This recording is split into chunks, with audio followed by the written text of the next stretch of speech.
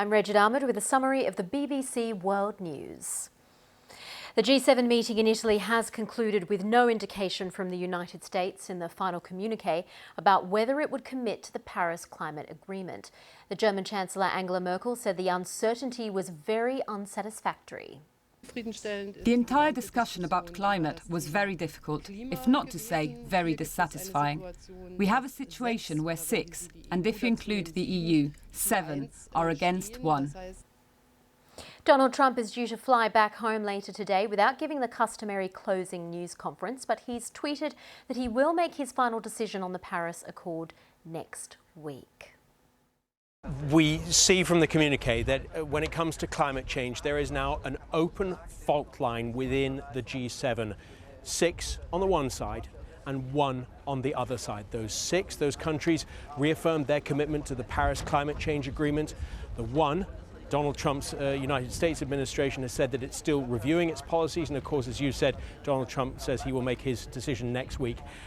The leaders here of that group of 6 can barely disguise their disappointment. In fact, they're not even bothering. Angela Merkel, as you've seen, said she was dissatisfied, and Paolo Gentiloni, the Italian Prime Minister, the host of this summit, was visibly disappointed, possibly even crestfallen, when he gave his closing statement. This is potentially a severe blow. Remember, the Paris Climate Agreement in 2015 was a significant agreement because it brought everybody on board.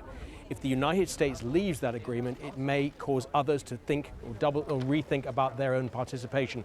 The UN Secretary General Antonio Guterres has told me that it wouldn't be the end of the world if the United States leaves, but it would clearly make the deal a lot more difficult to stick.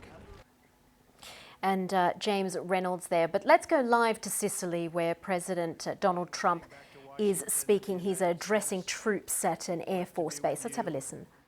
At our great naval air station in Hearts. President Trump there speaking to US Air Force at a US Air Force base in Sigonella, and he's speaking to military troops there. We believe some Italian and NATO troops as well, and he almost seemed to sum up the tour that he's been on and also thank the US military. He said that the US military was the ultimate deterrent. He also asked them if they noticed how much stronger they were getting. And then he reiterated a lot of the points we've been hearing throughout his first overseas tour. He talked about NATO members needing to pay more, that Iran will never obtain a nuclear weapon. So many of the points we've been hearing, and he's going to head back to the US after this as well. So this is his last visit.